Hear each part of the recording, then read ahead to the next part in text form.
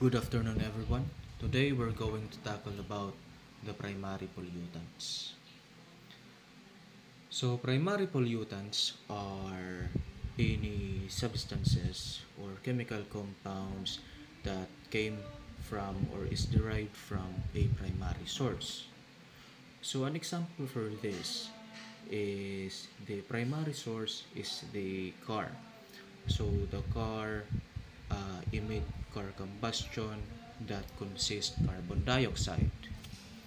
So the primary pollutant is the carbon dioxide because it came from a single primary source, which is the car.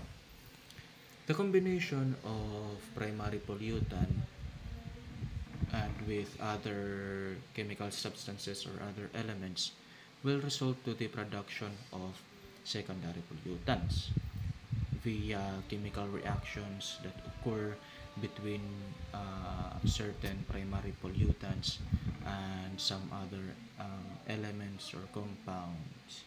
So this will produce new substances na pwede nating i-refer as secondary pollutants. So primary pollutants pollute the environment because they are released directly by a primary source into the ecosystem. So we have here our example of primary pollutants. We have the carbon dioxide, carbon monoxide, sulfur oxide, sulfur dioxide, volatile organic compounds, and aerosols such as dust, ash, and salt particles. So now let us have an overview about the primary pollutants that are very important in veterinary practice because these pollutants are mostly derived from livestock and poultry production. So, the primary pollutants of veterinary importance are pathogens, heavy metals, pesticides, dioxins, drug residues, nitrates, and phosphates. So these pollutants can be considered as water pollutants because they can implicate to the formation of eutrophic water or eutrophication of water bodies if these primary pollutants are improperly deposited onto the water bodies, then this could result to eutrophication. So in short, eutrophication is the uh, massive or it is the increased proliferation of algae on water bodies. So later on, I will further discuss the on what is eutrophication. Another primary pollutants naman that are considered as air pollutants are carbon dioxide, methane, ammonia, nitrous oxide. So they are most commonly isolated from uh, manure of livestock animals. So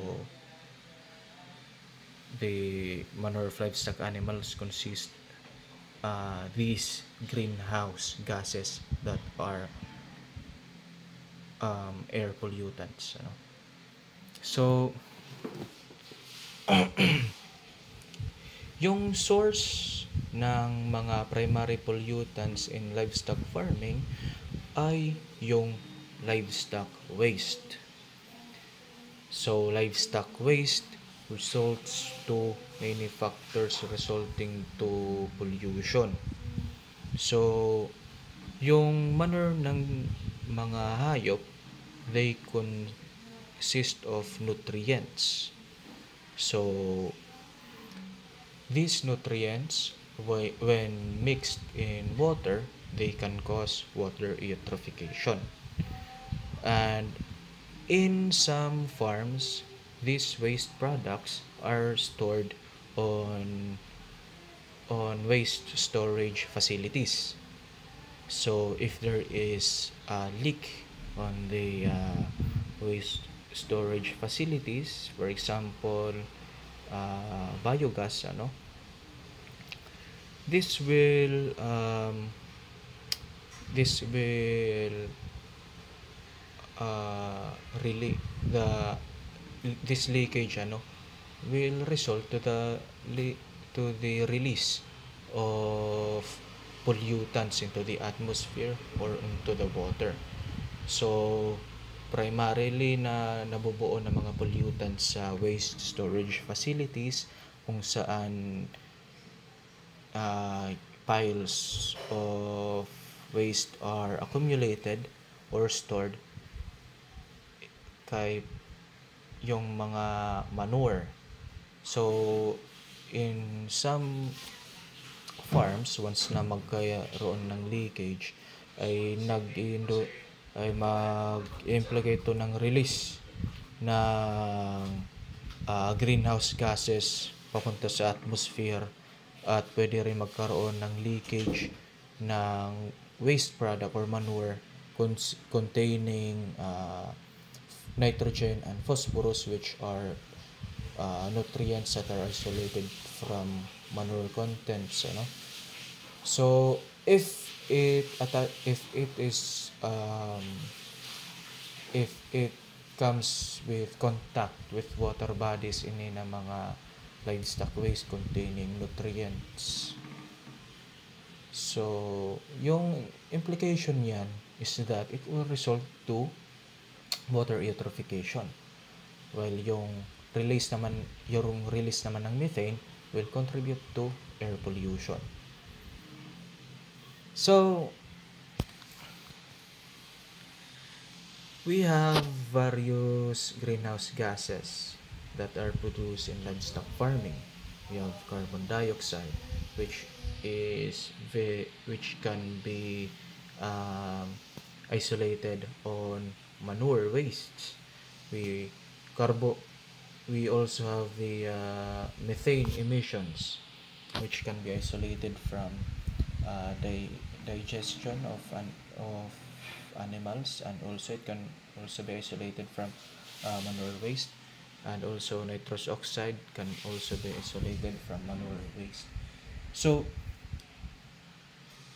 yung of course, upon building a farm, it will include tree logging kung saan mo ilalagay yung mga buildings mo. Of course, tatanggalin mo ang mga puno in order to have space to build the buildings, So yung mga puno, they store carbon dioxide. They absorb carbon dioxide, and they store these carbon dioxide compounds in the soil. So if there is tree logging, the sequestered carbon dioxide in the soil will be released back into the air, and this will now accumulate into the ozone layer or into the atmosphere. So yung ozone layer mas magninipis due to increased carbon emission into the atmosphere, contributing to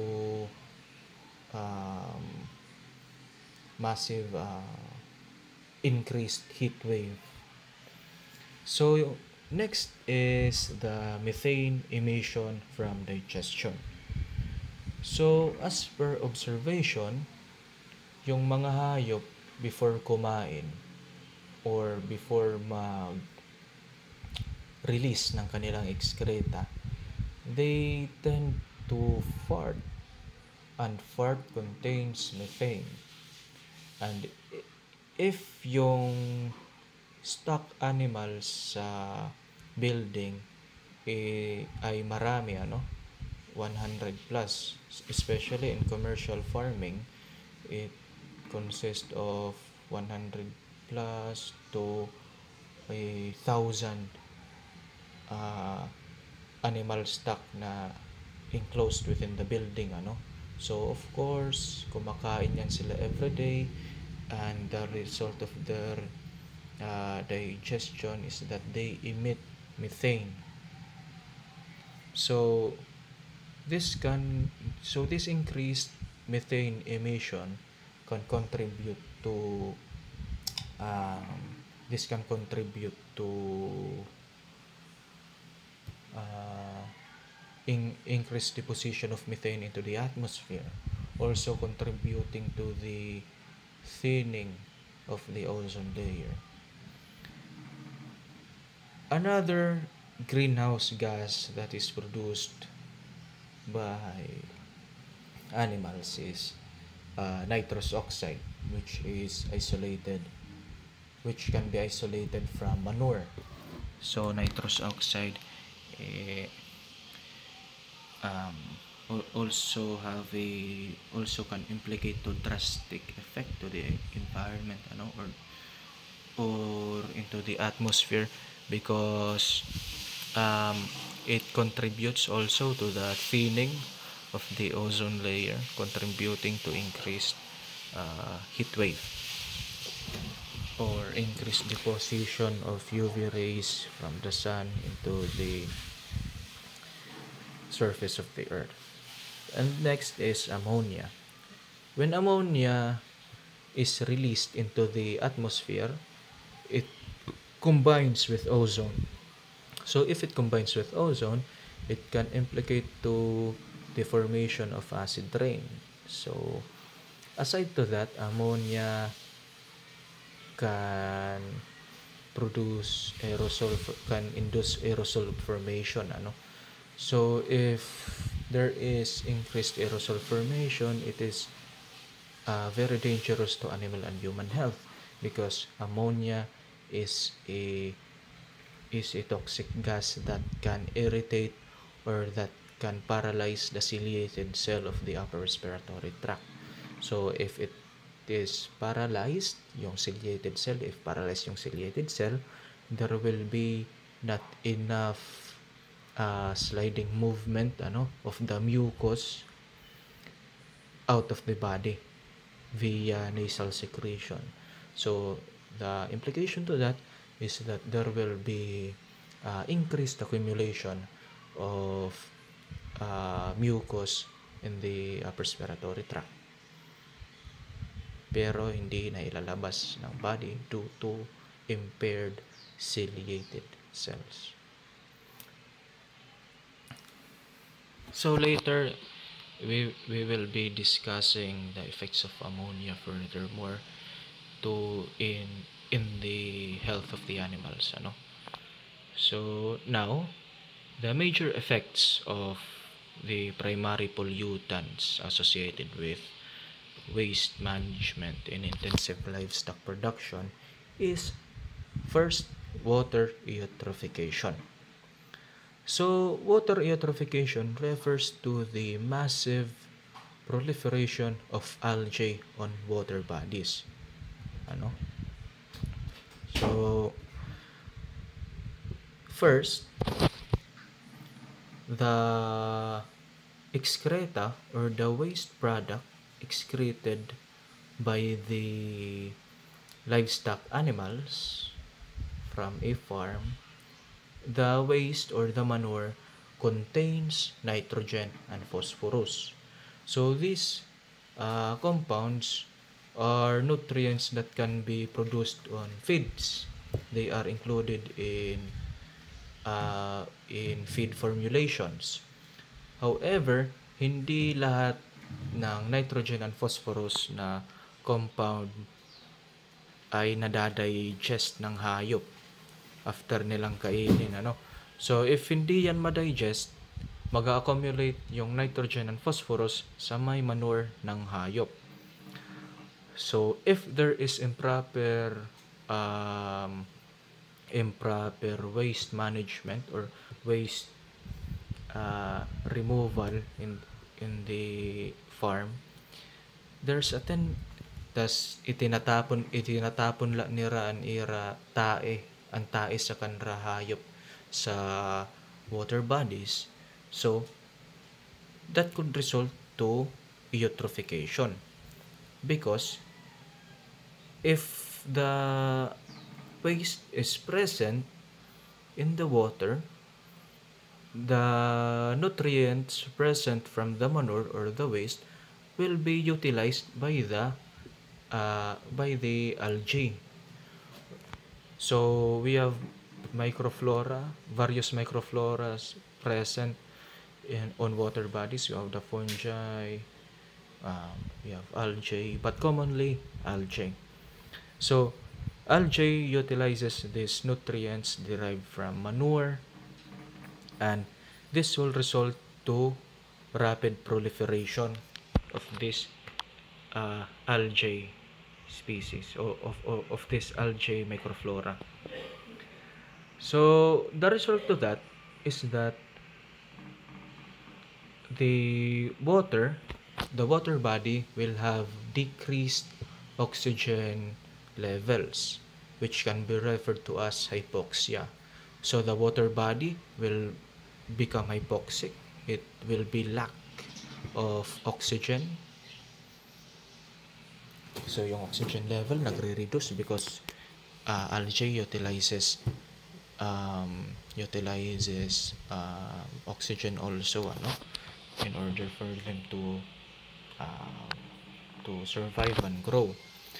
So if there is water hypoxia, then the aquatic life forms present in the water bodies will gradually die, because there is not enough oxygen to replenish the needs of the aquatic life. So now this will be the result. So in this photo you can see that there is a massive proliferation of algae, and as you can see, there's no sign of life in this pond or in this water body. And this massive proliferation is considered to be as an algal bloom, Next is the build up of excessive nutrients and heavy metals in the soil.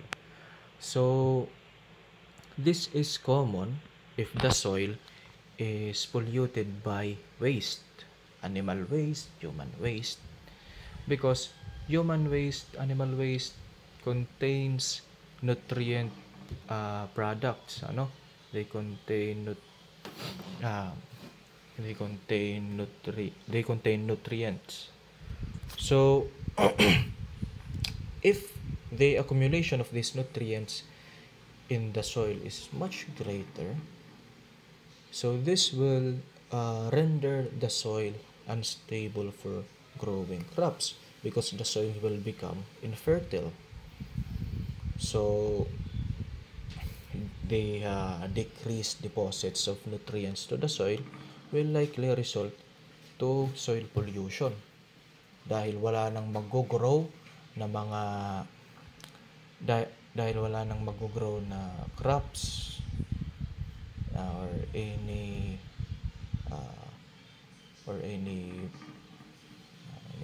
plants, and the primary nutrient that is deposited on the soil is phosphorus, which came from the manure of livestock.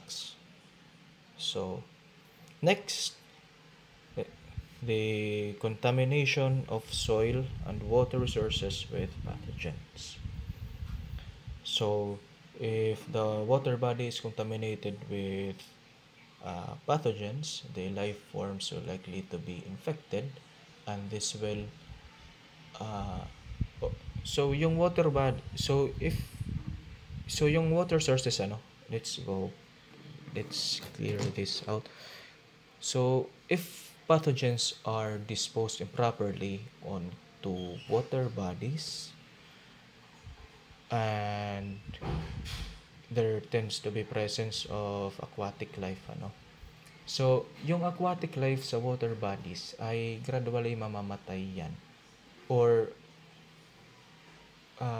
or yung immune system ng mga aquatic animals sa may water ay baba ay tawag nito, yung mga yung aquatic animals, they will be prone to diseases. So if left untreated, they could die. So this result to water pollution, since yung aquatic life ay namamatay naman.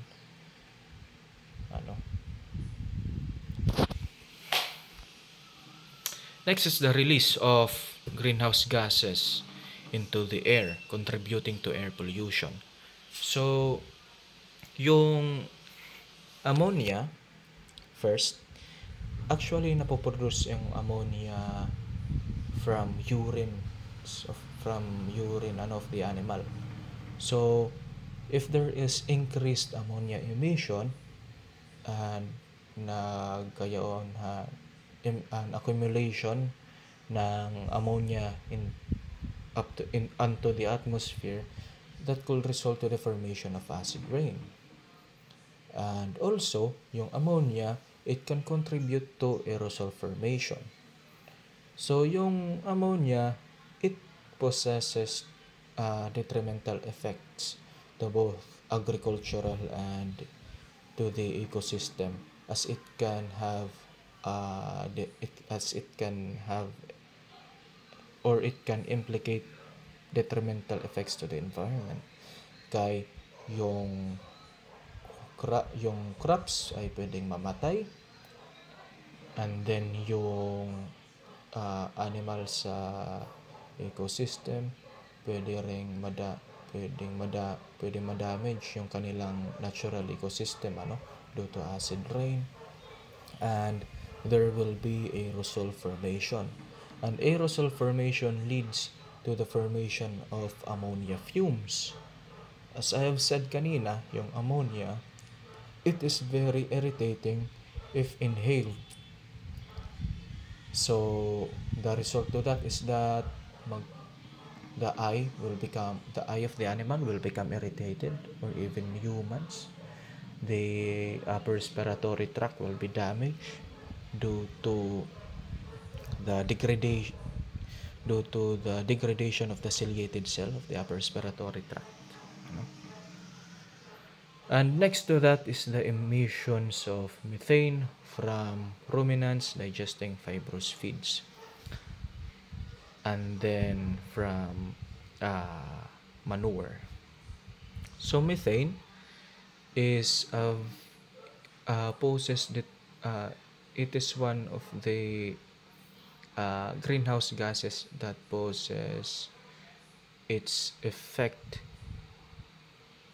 onto the atmosphere greatly, kay parang yung methane kasi it contributes to the further thinning of the ozone layer. And also nitrous oxide, kay mas damaging pa ini na compound kaysa sa carbon dioxide. So these gases, they poses their effect to the environment and to human and animal health. So the effects of these primary pollutants to animal and human health varies, So actually the effect of primary pollutant to animal health is yung some of the effect is not very it is not very serious naman, ano, kay at some point wala naman tong pathologic significance, hindi naman to nagko-cause yung ng pathogenicity sa hayop or sa tao. Well, some lang. For example, itong exogenous pathologic pigmentations. So, itong exogenous pathologic pigmentation, um, they are just pigmentation of the serosal surfaces of the organs of the animal due to inhalation of pollutants, primary pollutants. So, what we mean by exogenous is that it is derived from the environment. It is not caused by any body abnormalities, but it is derived or it is caused from the environment via inhalation of gases. So, one of the important exogenous pathologic pigmentation in animals is anthracosis. So, anthracosis, as you can see here in the photo, this is a photo of the lung. So, as you can see, the pleura of the lung is discolored as black. So, this black discoloration has something to do with the inhalation of carbon particles, such as carbon monoxide or carbon dioxide. Now, let us witness this histologic slide. So, as you can see here at the peripheries, there are accumulations of black particles at the peribronchial site. So, this is the blood vessel. And we have here these blue dots here. These are the tissue macrophage. So, inhalation of carbon compounds, the carbon compounds will be deposited into the tissue spaces of the lungs. So, if it is deposited into tissue spaces, the macrophage will tend to phagocytose these carbon particles. So, kung i-phagocytose na to ng tissue macrophage, it will not likely tutunawon sa macrophage, it will not likely na ignalize sa macrophage yung carbon compounds because carbon dioxide is indigestible. So, usually, yung function ng macrophage is engulfment of foreign particles. Engulfment and then lysis. However, yung carbon compounds kasi, hindi yan natutunaw. So, walang effect yung lytic activity ng macrophage para tunawin yung carbon compounds. That is why nagiging discolored yung lungs into black because of this accumulation of carbon compounds dito sa peribronchial pericytes. It does not affect to respiratory disease naman because as you can see here in the blood vessel, as you can see here sa blood vessel, wala namang nakakaabot na carbon particles dito sa may blood vessel. So meaning, hindi ito mag-i-exert ng effect, pathologic effect or pathogenicity kasi hindi naman siya umaabot dito sa bloodstream. Parang localized lang yung distribution niya. It could be at the cranial side of the lungs lang, or it could be on the ventral side of the lung. So it is not very widespread yung distribution. So talagang pigmentation lang talaga siya. However, pneumoconiosis is a more severe form of anthracosis, because pneumoconiosis parang nagre-result ng respiratory disease, respiratory condition, as particulate matters that are inhaled can pass through the air spaces, and pwede yan makadisturb ng gas exchange. And the result to that is pneumonia, of course. There will be cross lesions in the lung na pwede mag-resultan cranioventral consolidation of the lungs. So, yung pneumoconiosis is very common sa mga tao na nagwo-work sa mines, sa coal mines. Kay upon working sa coal mines, may na-inhale sila ng mga particulate matter and other mineral dusts. Okay. So,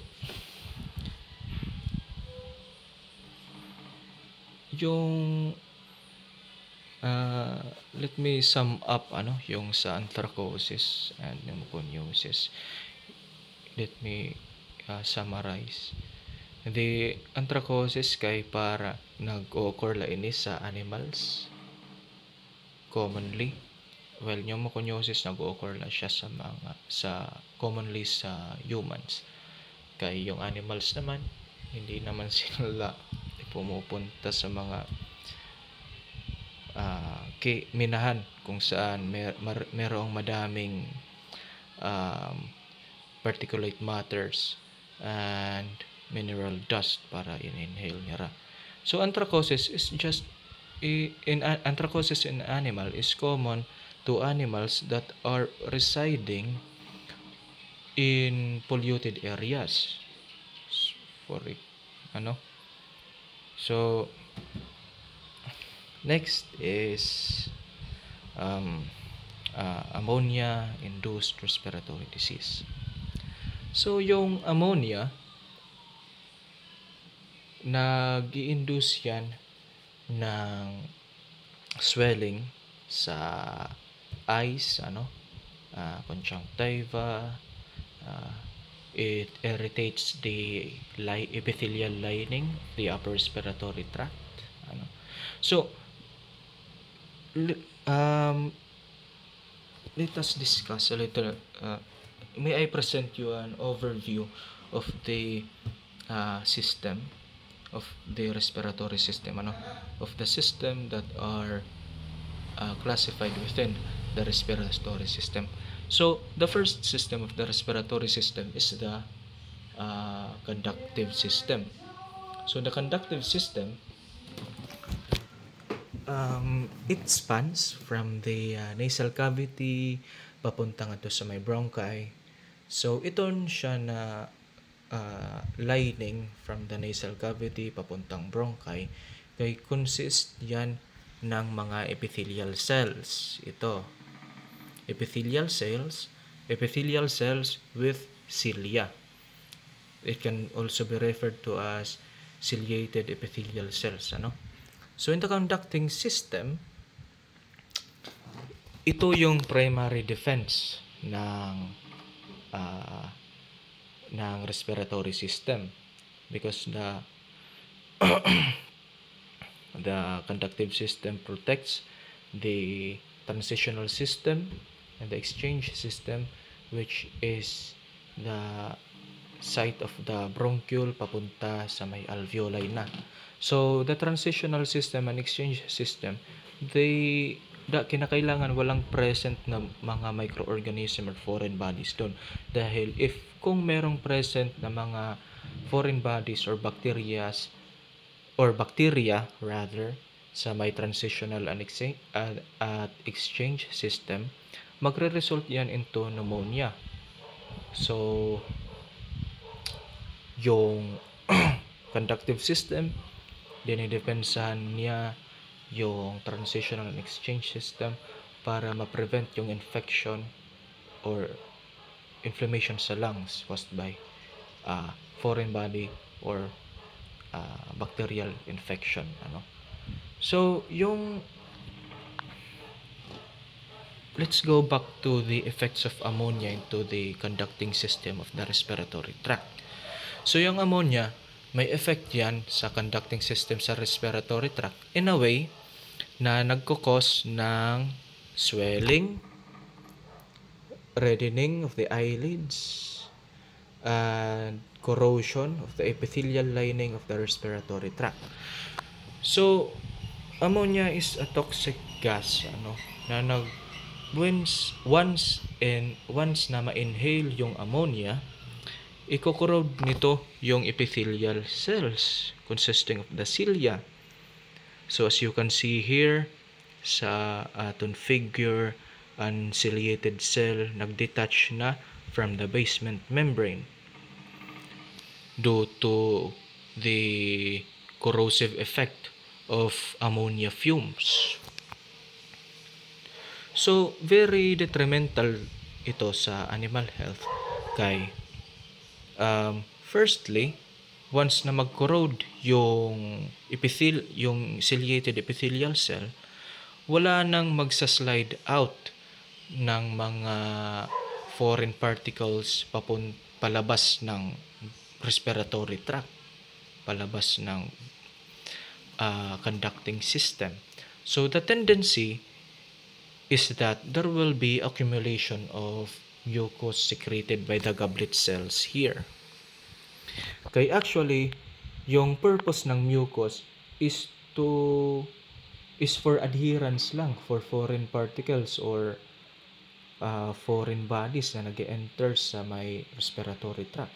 So for example, mayroon ditong foreign particle and then ma-attach yan dito sa may mucus produced by the goblet cells. So ito na foreign body na to slide out of the conductive system yan at i-excrete out of the body yan via nasal secretion. So if there is corrosion of the lining of the upper respiratory tract or the ciliated cells, then yung pag-sweep ng mucus out palabas ng upper respiratory tract kay may hinder. So meaning yung mucus na to mag-accumulate lang to sa may respiratory tract, and this can impose to secondary bacterial infection as the normal commensals or the normal inhabiting bacteria of the upper respiratory tract will become opportunistic pathogens. So an example of this bacteria is Bordetella bronchoseptica. So Bordetella bronchoseptica is a normal bacteria that lives in the lining of the upper respiratory tract. However, if ma-impaired yung immunity ng upper respiratory tract, for example dito na nagkaroon ng corrosion ng ciliated cells and the release of these neutrophils for lysis of these cells, this Bordetella bronchoseptica will become an opportunistic pathogen, and it will implicate to secondary bacterial infection. So once na magkaroon ng secondary bacterial infection, the infection will spread from the conducting system to the transitional system and to the exchange system, where the gas exchange between oxygen and carbon dioxide by the lungs and the blood vessel occur, so yung infection marireach niya yung lungs, yung exchange system sa lungs, which so diri kaya sa exchange system sa lung na disintegrate yung yung infection, because wala kasing masyadong antibody na present doon eh. Yung present lang doon ay mga white blood cells, WBC, commonly neutrophils. So there will be neutrophils engulfing these foreign bodies or microorganism, this opportunistic microorganism. So i-engulf yan ng neutrophils sa may lungs, and magre-result yan into pus formation or nana. So parang magkakaroon ng caseous or whitish discoloration sa cranioventral portion sa lung. So magkakaroon ito ang tinatawag na term na cranioventral consolidation of the lung, which there is increased neutrophils present. So yung neutrophils kasi, they are pus forming cells. Sila ang cells na nagpo-produce ng nana. So yun lang yung parang implication sa lungs niyan, and it will gradually heal off naman, pero at some point baka patay na yung hayop dahil it is a very chronic condition. So let's go back to the conducting system and the effects of ammonia in the upper respiratory tract. So there's disintegration of the ciliated cell, there's accumulation of mucus in the epithelium or the lumen of the upper respiratory tract. So the result to that is this clinical signs. So yung ammonia, very common yan in intensive poultry broiler farming. If mabasa lang yung kanilang litter or tae, if mabasa lang yung tae ng mga manok, it will produce ammonia fumes. So if ma-inhale yan ng mga manok, yung upper respiratory tract nila madadamage. As I've said kanina, once na madamage yung epithelial cells, there will be accumulation of mucus in the respiratory tract. That is why we have this clinical manifestation. So as you can see, there is reddening of the eye, tas hindi na parang na-open yung eyes ng manok na to. It is because na puno yan ng mucus. And itong parang shut yung eyes ng mga manok na to. Kung i-open nyo yung eyes niyan, meron yang accumulation ng mucus inside. So this will render the animal to eat, kay since na yung puno na ng mucus yung upper respiratory tract nila, and even yung nasal cavity nila or oronasal cavity, puno na rin yan ng mucus. So hindi talaga yan sila kakain until mamatay sila. So the inhalation of ammonia fumes in intensive poultry farming can cause mortality, kay parang hours later lang ata or days later lang mamamatay na yung stocks nyo dahil hindi sila kakain due to accumulation of mucus in the oronasal cavity of the animal. So yung ammonia, Um, ang ammonia, frequently encountered yan sa mga buildings na walang proper ventilation. So, kagaya nitong mga buildings na to, ma-observe nyo ng mga buildings na to ay parang wala silang malalabasan ng ammonia, hindi ba? So, this is a type of roofing. Nakalimutan ko pa anong type of roofing to.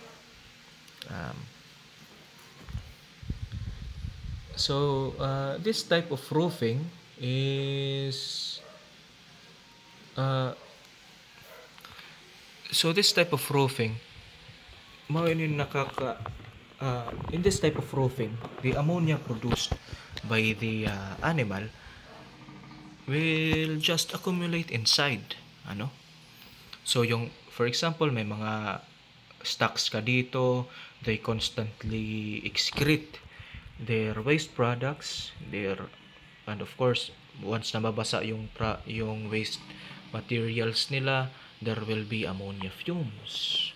So since yung building ay pangit at walang proper ventilation, the result to that is this, because there will be accumulation of ammonia within the building. So within the building, there will be increased accumulation of ammonia, and these ammonia fumes will be inhaled by your animal stocks. And once inhaled by the animal stocks na yung ammonia, ma-inhale nila yung ammonia, the result is this clinical manifestation: the corrosion of the upper respiratory tract, the impairment of the conductive system of the respiratory tract, and the increased mucus secretion, which renders the animal to not to stop eating, and will die eventually after days. So this type of roofing is not advisable in intensive poultry production. However, pwede gad siya sa poultry production if it is a tunnel ventilated building, kay parang mayroon yung mga fan dito sa gilid. May mga fan yan dito. The purpose of that fan is para magkaroon ng continuous inflow and outflow of air in the building. So if mabasa man yung mga litter ng mga manok and there's a production of ammonia fumes, hindi yan mag-accumulate sa may loob ng building because of a continual tunnel ventilated outflow of air. So in tunnel ventilation, yung kanilang type of building is ganito, pero meron silang mga fans sa gilid ng buildings nila. Pero sa mga small scale intensive farming naman, or commercial farming na small scale lang, hindi advisable yung building na to if walang tunnel ventilation or walang fan dito. Yung very common na ginagamit na roofing sa small scale intensive commercial farming is ito. Ang tawag dito na roofing ay monitor type of roof or monitor roof.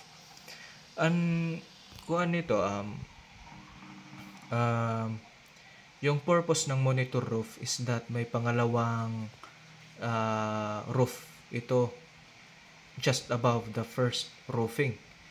So yung purpose nito is that yung ammonia fumes na produced within the building ay lalabas lang dito sa secondary roof. So kung lalabas yung ammonia dyan, kung lalabas ang ammonia dito, yung ammonia dito sa may secondary roof, sa monitor type of roofing, there will be no accumulation of ammonia fumes within the building, ano. So mapiprevent ang mga condition na sugad sini, mapiprevent an ammonia gas toxicity. So this is advisable in small scale intensive farming, and sa tanan na farm na naimdan ko, sa lahat ng farm na nakita ko, ay meron silang, yung type of roofing nila is this monitor type. Piggery, small scale piggery farming, small scale cattle farming, small scale intensive broiler farming. Mostly yung nakikita kong roofing ay ganito. And for the purpose of that, para ma-prevent lang yung accumulation ng ammonia within the building. So now let us discuss about the control and source reduction of primary pollutants in farming. So first, let us tackle about the operational procedures. So one of the operational procedure is the collection and separation of waste products from wash water. So this is very important, to prevent water eutrophication, because as we all know naman, as per discussed kanina, that manure contains various amount of nutrient compounds that can cause water eutrophication if utilized by algae. Next is to reduce the gradual feed distribution. So reducing the distribution of feeds can prevent the deposition of the source of primary pollutants. So one of the primary pollutants that is derived, that is sourced from the feed, is nitrogen and phosphorus, because they are part of on formulating feed products. So preventing the or reducing the distribution of feeds to feed container will reduce the deposition of nitrogen and phosphorus into the environment, because because there will be no wastage of feeds, because yung feeds kasi once nababasa yan, madali lang yang mag-spoil. Kung madali lang yang mag-spoil, itatapon yan dahil hindi na yan kakainin ng hayop. So itatapon yan at ma-deposit kung saan-saan. That could contribute to nutrient accumulation in the soil or water. Kung itapon yan sa soil, it will render the soil infertile, because there is massive deposition of nutrients in the soil. Hindi makakatubo yung mga tinanim. And then if ma-deposit naman sa water, ito na mga nutrients na to ay i-utilize to ng mga algae na present sa water and makakos ng algal blooms or eutrophication. Next is the practice of good maintenance of water supply. So maintaining the water supply is and maintaining the water supply and decreasing farm water consumption is essential in water farming, because it will somehow prevent eutrophication if decreased water is used for the daily operation of the farm. Kaya at some point, yung mga water na ginagamit sa farm, it contains fecal matters. So these fecal matters, as I've said kanina, it contains nutrients, nitrogen, phosphates, and other nutrients that can cause water eutrophication. And hindi lang naman sa manure ginagamit yung tubig sa paghuhugas ng mga sa paghuhugas ng surgery table. There will be some accumulations of medicine, and once na ma-deposit yan sa mga kanal-kanal, that presence of medicine can induce water eutrophication, since yung medicine meron yang mga meron yung mga nutrient contents, so it will be utilized by the algae, and that will then cause algal blooms. Second is infrastructure or equipment.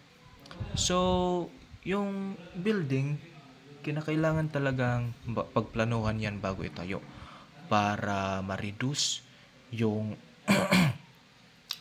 yung production ng primary pollutants. For example, sa ammonia, to decrease or to prevent ammonia fumes or to produce ammonia fumes,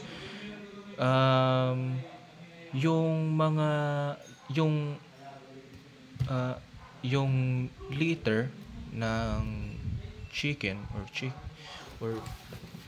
yung waste na pinoproduce ng chicken ay kinakailangan ma-drop yan beneath I think 2 meters and yung elevation, yung droppings ng mga chickens at least 2 meter from the plastic matting para hindi mag-accumulate yung mga liters sa may plastic matting na or sa floor ng manok at malaglag lang doon sa ilalim ng plastic matting. So by that ma-decrease yung chance na mabasa yung tae ng manok, yung litter ng manok. So if yung chances na mabasa ang litter ng manok is very little, then the result of that is there will be no production of ammonia fumes, and there will be no production of ammonia gas na ma-distribute lang to sa may atmosphere or mag-accumulate lang ito sa may atmosphere. So infrastructure should be the primary plan output na gawin ng farm owner para in order to prevent the production of primary pollutants. Next is the installation of feeders and catch pan. So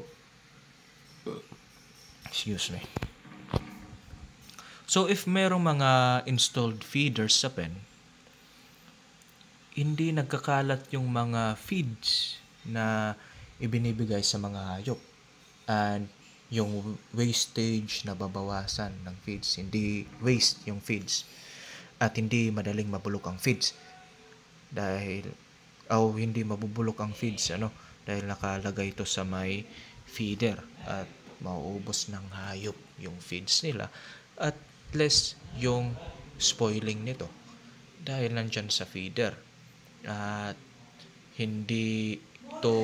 yung feeds hindi mawawash out via water current papunta doon sa may papunta doon sa mga area sa may chicken coop piles sa mga I'm sorry, para hindi mapunta doon sa parang temporary reservoir or water reservoir, or para kung hindi lang saan-saan itapon yung feeds na bulok at mag-cause ng soil pollution or water pollution.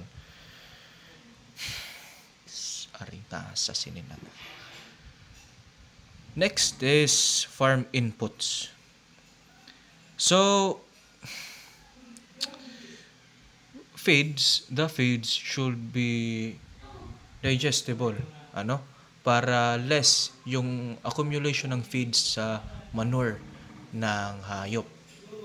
So kung yung accumulation ng feeds is less sa may manure, madali lang yung composting period nito or decomposition ng manure. So madali mo lang siyang gawing fertilizer. To be clear sa use of highly digestible feed, because ini na mga digestible nutrients ay most of it are digested in the small intestine. If most of it is digested or absorbed in the small intestine, there will be small deposits of these nutrients in the manure.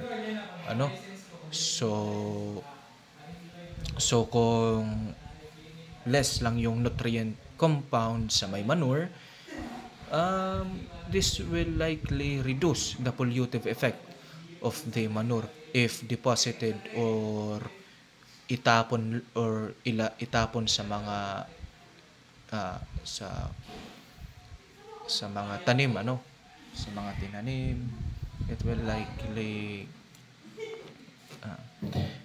It will likely not cause its pollutive effect due to small deposits of nutrients. One of the controls on reducing the pollutive effect of primary pollutants is to reuse and recycle the source of these primary pollutants. So the sources of this primary pollutant, it can be utilized as fertilizers. They can be reused as feeds. First, let us focus on how these sources of primary pollutants converted into fertilizers. So the nutrient contents in manure is highly variable, and it is very toxic to the soil, as it renders the soil infertile if rich nutrient manure is deposited on the soil. So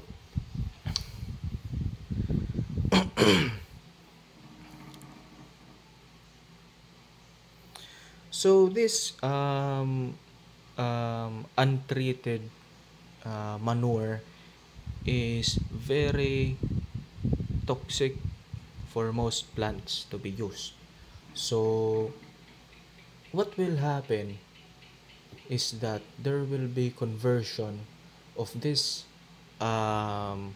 waste product, this manure, to become a fertilizer. So in order to do that, this manure must undergo composting. So composting is a process that takes months. So essentially, composting is the conversion of the waste into an organic fertilizer. So it is done by the means of biological activities under controlled condition, especially in an aerobic process.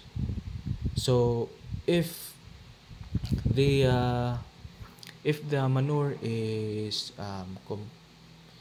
has undergone this controlled aerobic process, it will convert this manure into an organic material that is biologically stable to the soil, and it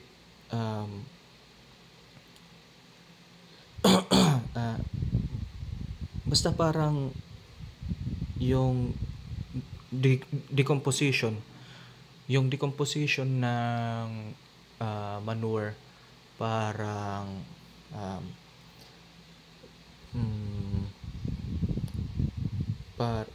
parang ma-render yung manure into a stable compound to be added in the soil para mas maging fertile yung soil.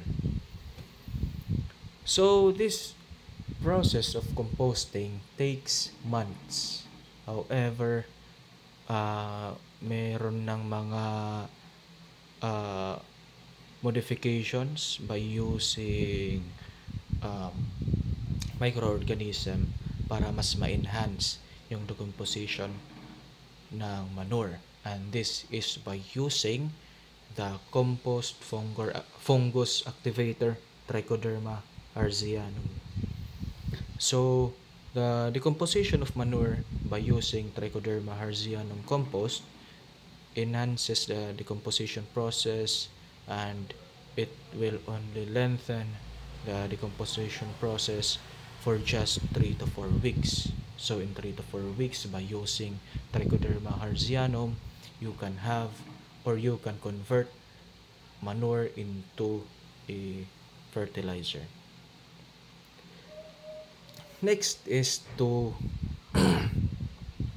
reuse manure as feeds. So before, it is a common practice in a farm that I had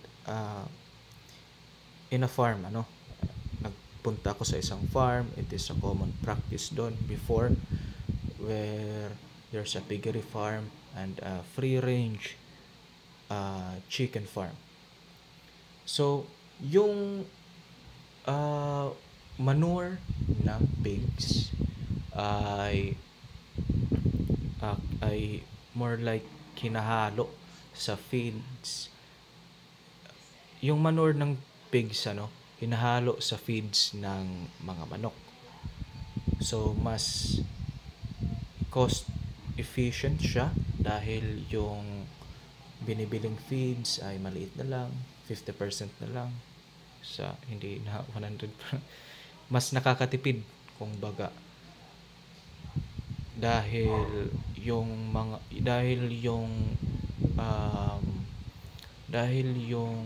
waste kasi, yung manure ng pig, nagko-contain pa siya ng mga nutrients, and meron pa dong mga more like undigested corns na present sa may pig manure, and pwede yang gamitin sa as reused feed for chickens. Pero the downside to this is that yung infection, if not treated properly, yung manure, this can cause to gastrointestinal infection, as the normal microflora in the intestinal tract will be impaired, or it will be bombarded. Kinakailangan na meron lang certain limit yung microorganism sa gut para hindi ito mag-cause ng pathogenic effect. So, kung yung downside ng pag-feed ng manure into or reusing manure as feed is that the pathogenic effect that is implicated upon administration of manure feeds. So in cattle production, swine waste is mixed with rice straw. It is because the swine waste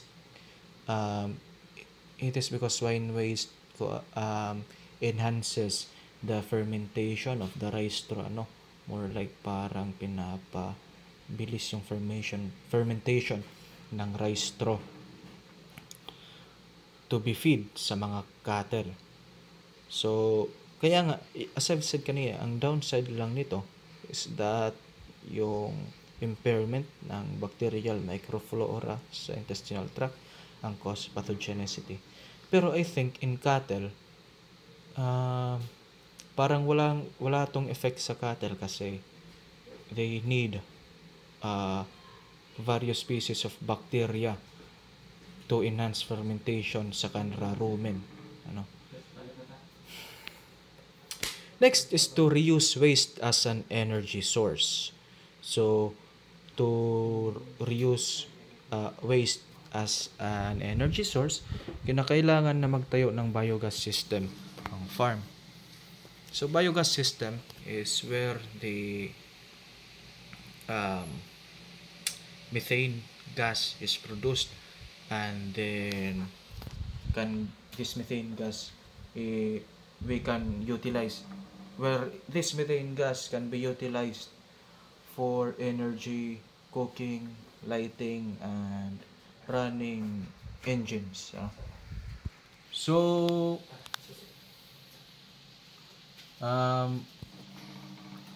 this biogas, so this is the structure of a biogas reactor. This is the structure of a biogas reactor. So first, the waste is deposited in this inlet, and it will pass through this tube and accumulate in this chamber here. In this chamber here, we have in this chamber we have various waste products, dahil kahit anong waste ay pwedeng ilagay dito. Patay na hayop, mga manure, ihi, but most commonly manure. Yung mga grasses pala, mga grass, mga ganyan, pwede yang ilagay dito sa may biogas chamber. And then within this chamber, there will be fermentation of these waste products. So there will be release of methane gas, production of methane gas as a result of fermentation. So in this chamber, the result of fermentation in this slurry is the production of methane gas. So the methane gas will be transferred into this biogas chamber para magamit na as an energy source. While yung slurry naman, pwede yung it will undergo further treatment in this chamber here. So the digestate in here can be used as a fertilizer, because the nutrient components of the manure in here are more like disintegrated na. So once nawala ng nutrient compounds or nutrient deposits yung waste products dito, then pwede na itong magamit as a fertilizer. So in the Philippines, we have 2 universities that have biogas systems. We have Isabela State University and Cavite State University.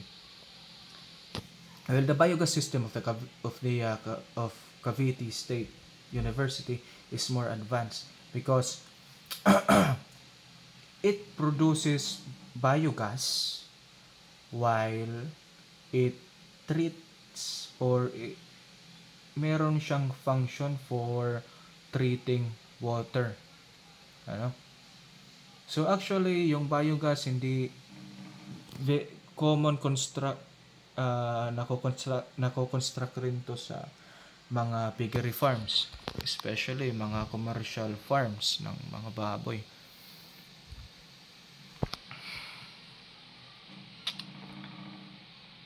Next is the treatment of waste and disposal. So, treating the water is very essential to avoid eutrophication. Kaya actually yung water pwede yang i-reuse or pwedeng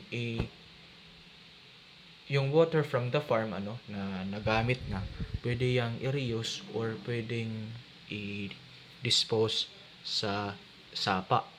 However, before yan i-reuse or i-dispose sa sapa, it must undergo some treatment, water treatment to be precise.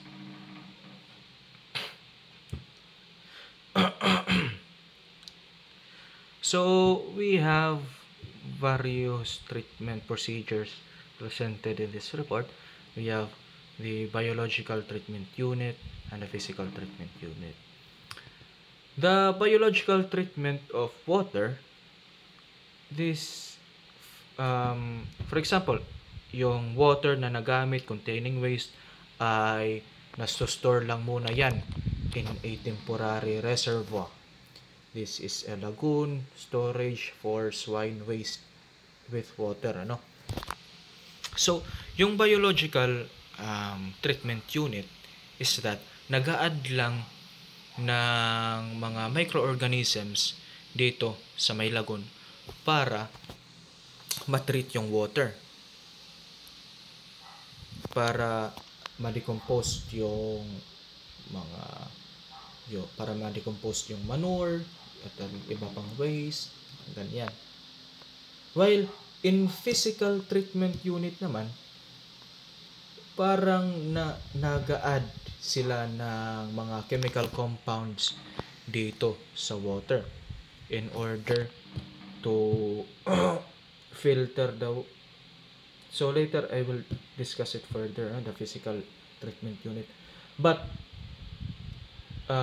to be precise, yung physical treatment unit, gumagamit sila ng mga chemicals to treat the water. While yung biological treatment unit naman, gumagamit sila ng mga microorganism to treat the water. So, in physical treatment unit, we have this so-called coagulation or flocculization. So, yung coagulation na to, parang there is a chemical administered in this storage waste, in this waste storage area or lagoon. So chemical ay in-add up dito, more like mga chemical na mga positive charge para ma-neutralize nila mga negative charge na dirt and ma-dissolve and other mga na-dissolve na particles. So parang magnet lang ba na, for example, na chemicals parang magnet para ma-attract and may mga negative charge dirt particles sa may water. So once na magdikit-dikit nito na mga magdikit-dikit na yung mga dirt particles and other dissolved particles in the water, there will be a formation of a large waste mass. So once na yung large waste mass, once na ma-produce na yan, this large waste mass is mabigat na, hindi ba? So mag-undergo na ito ang sedimentation. Yung solid waste mass magse-settle na yan under the water here. Magse-settle na yan dito sa magse-settle na yan doon, and then filtration of this water can commence na after sedimentation. So once na mayon na settlement ang mga buo-buo na mga waste products under the water, then this water here will now be filtrated and deposited again into another lagoon.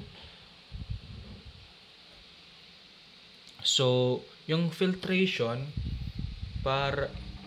i- yung for example, yung filtration ng water is, for example, may hole yan dito, yung lagoon may hole dito, composed of sand, charcoal, at iba pa na mga nagsumasara sa waste, So, after ma-filtrate yung water, at ma-deposit na sa another water reservoir, i this it will be further be disinfected, sa may other reservoir. So, for disinfection of this water, pwede mag-add ng chlorine or other disinfecting materials before i-release ini na mga water into the sapa or to be reused again. So that is the um, so that is the physical treatment unit on how to treat water waste. So coagulation muna para coagulation muna in order to form large mass of waste. Next is sedimentation, so that the coagulated waste or the solid mass of waste will be settled under the water, and then filtration of the water containing minimal or no waste. And after that, the filtrated water deposited into the new reservoir or a new lagoon will then be disinfected with chlorine and other disinfecting products. And after that, the disinfected water could be reused again for another farm practices, and it could be um, disposed into sa mga sapa. So that is all. Thank you.